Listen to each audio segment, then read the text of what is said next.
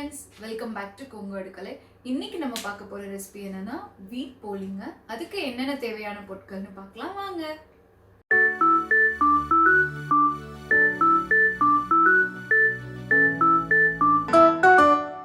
ஒரு கப் அளவு கோதுமை மாவு, அரை கப் அளவு வெல்லம், அரை கப் அளவு தேங்காய், அப்புறம் இது பார்த்திங்கன்னா நல்லெண்ணெய். நம்ம மாவு பிணைஞ்சதுக்கப்புறம் இதை நம்ம யூஸ் பண்ணுவோம். ஸோ நல்லெண்ணெய் வந்து சும்மா ஒரு 3 டேபிள் ஸ்பூன் எடுத்துக்கோங்க.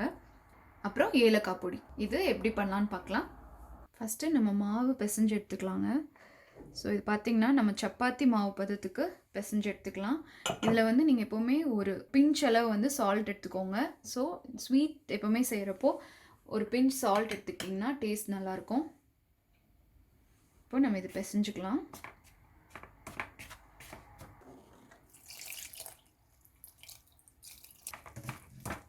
இப்போ பாருங்கள், இது நீங்கள் நல்லா சப்பாத்தி மாவு போல் பிணைஞ்சு எடுத்துட்டோம். அதில் நீங்கள் என்ன பண்ணுறீங்கன்னா, இப்போ நம்ம அந்த 3 டேபிள் ஸ்பூன் நல்லெண்ணெய் சேர்த்திக்கோங்க. நல்லெண்ணெய் சேர்த்து இது நல்லா மறுபடியும் கொஞ்சம் பிணைஞ்சு எடுத்துக்கோங்க. இப்போது இது எண்ணெய் போட்டு இது வந்து ஒரு 15 மினிட்ஸ் விட்டுருங்க. அதுக்குள்ளே நம்ம என்ன பண்ணலான்னா உள்ளே ஸ்டஃப் பண்ணுற பூரணத்தை நம்ம செஞ்சு எடுத்துக்கலாம். இப்போது நீங்கள் வந்து நம்ம எடுத்திருந்த வெல்லத்தில் வந்து 1/4 டம்ளர் தண்ணி மட்டும் சேர்த்துக்கோங்க. சேர்த்திட்டு இது நல்லா வந்து எல்லாமே கட்டியெல்லாம் கரைஞ்சி வந்தோன்னே நம்ம இதை ஃபில்டர் பண்ணி எடுத்து யூஸ் பண்ணலாம். இப்போ நம்ம இந்த வெல்லம் வந்து நீங்கள் ஃபில்டர் பண்ணி எடுத்துக்கோங்க இன்னொரு பேனில். இது நல்லா கொதிச்சு வரட்டுங்க. இப்போ பாருங்கள், நல்லா கொதிச்சு வந்துச்சு. இந்த ஸ்டேஜில் நம்ம எடுத்து வச்சு இந்த தேங்காய் இதில் ஆட் பண்ணிக்கோங்க.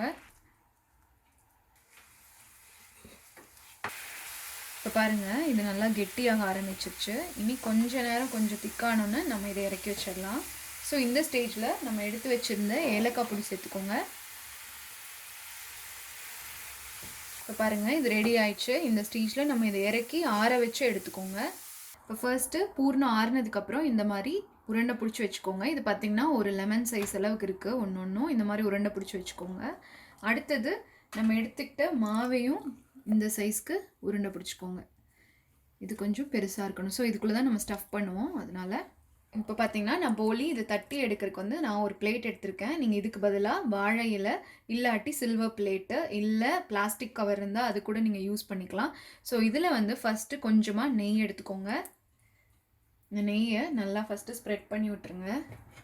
ஏன்னா நம்ம தட்டுற மாவு வந்து ஒட்டாமல் வரதுக்கு. இப்போது இதில் நான் ஒரு உருண்டை எடுத்துகிட்டு மாவு உருண்டை ஒன்று எடுத்து இதை நீங்கள் இப்படியே வச்சு நல்லா ப்ரெஸ் பண்ணிக்கோங்க. ரொம்ப லேசாக தட்டிடாதீங்க, கொஞ்சம் வந்து மொந்தமாக இருக்கணும். இப்போ நீங்கள் இதில் என்ன பண்ணலான்னா நம்ம எடுத்துக்கிட்ட ஒரு பூரண உருண்டை எடுத்து இதில் வச்சுக்கோங்க. வச்சுட்டு இந்த மாதிரி ஃபார்ம் பண்ணிக்கோங்க. லேயர் மாதிரி ஃபார்ம் பண்ணிவிட்டு இதை இந்த மாதிரி நல்லா பண்ணிவிடுங்க. என்ன பண்ணுறீங்கன்னா இப்படியே மெதுவாக இதை தட்டி விடுங்க. இது வந்து உள்ளங்கையில் நீங்கள் நல்லா அப்படியே அமுத்தி விடுங்க மெதுவாக. சென்டர்லேருந்து தட்டி எடுங்க. இல்லாட்டி சென்டரில் ரொம்ப மொந்தமாக இருக்கிற மாதிரி இருக்கும். இந்த மாதிரி லைட்டாக வந்தால் நீங்கள் வந்து பயப்பட வேணாம். இதுதான் உங்களுக்கு இன்னும் கலர் நல்லா வந்து உங்களுக்கு ப்ரௌனாக கொடுக்கும். ஸோ லைட்டாக வரலாம், அதுக்காக ஃபுல்லாக அமுத்தி எடுத்துடாதீங்க. இப்போ பாருங்கள், இதே மாதிரி நம்ம எடுத்து வச்சுருந்தது எல்லாமே தட்டி எடுத்துக்கோங்க. அப்புறம் எப்படி தோசைக்கல்லில் போட்டு எடுக்கலான்னு பார்க்கலாம். இப்போது இந்த தோசைக்கல்லில் கொஞ்சமாக நெய் விட்டுக்கோங்க. இப்போ நம்ம தட்டி வச்சுருந்த போலி இதில் எடுத்துக்கோங்க. ஸோ ஒரு சைடு வந்து கொஞ்சம் நல்லா வேகணும். வெந்ததுக்கப்புறம் திருப்புங்க, இல்லாட்டி வந்து சாஃப்டாக இருக்கனால உங்களுக்கு பிஞ்சு வந்துடும். இப்போது மெதுவாக அப்படியே திருப்பி போட்டுக்கலாம். இப்போ இந்த பக்கம் கொஞ்சமாக நெய் விட்டுக்கோங்க. கொஞ்சமாக நான் நெய் சேர்த்துக்கிறேன். இப்போ நம்ம திருப்பிக்கலாம் இன்னொரு பக்கம். இப்போ இந்த பக்கமும் கொஞ்சமாக நெய் எடுத்துக்கோங்க. நெய் வந்து ஆப்ஷனல் தான், நீங்கள் இதுக்கு பதிலாக எண்ணெய் கூட எடுத்துக்கலாம். பட் நெய் சேர்த்துனிங்கன்னா உங்களுக்கு வந்து அந்த வாசமும் நல்லாயிருக்கும். அதுக்கப்புறம் வந்து உங்களுக்கு டேஸ்ட் வைஸும் ரொம்ப நல்லாயிருக்கும். இப்போ இதை அப்படியே திருப்பி திருப்பி எடுத்துக்கோங்க. நம்ம சப்பாத்தி எப்படி போடுவோமோ அதே மெத்தடில். இப்போ பாருங்கள், இது நல்லா ப்ரௌன் ஆக ஆரம்பிச்சிச்சு. இந்த ஸ்டேஜில் நல்லா சைடெல்லாம் ப்ரெஸ் பண்ணி கொடுத்துக்கோங்க. அப்போ தான் இந்த ஓரெல்லாம் நல்லா வேகும். இப்போ பாருங்கள், நல்லா எல்லாமே ப்ரௌன் ஆகி வந்தாச்சு, ஃபுல்லாக வெந்துருச்சு. இப்போ நம்ம வந்து அந்த பூர்ணம் வெளியே வந்த இடம் பாருங்கள், நல்லா ப்ரௌன் ஆகி கலர் வந்திருக்கு பாருங்கள். ஸோ நீங்கள் இது மைதா பண்ணிங்கன்னா இந்த மாதிரி உடஞ்சி வராது மைதாவில். பட் அது அன்ஹெல்த்தி. கோதுமை மாவில் பண்ணுங்கள், நல்லா சாஃப்டாக இருக்கும். ஸோ இந்த ஸ்டேஜ்லேயே நீங்கள் எடுத்துடலாம். இல்லை இன்னும் கிறிஸ்பியாக சில பேர்த்துக்கு பிடிக்கும். அவங்க என்ன பண்ணலான்னா இன்னும் கொஞ்ச நேரம் இப்படியே நீங்கள் வந்து இன்னும் கொஞ்சம் நெய் விட்டு இதே மாதிரி ஒரு 2-3 தடவை திருப்பி போட்டு வேக வச்சிங்கன்னா நல்லா கிறிஸ்பி ஆகிடும். ஸோ நம்ம இப்போ இதை எடுத்துடலாம்.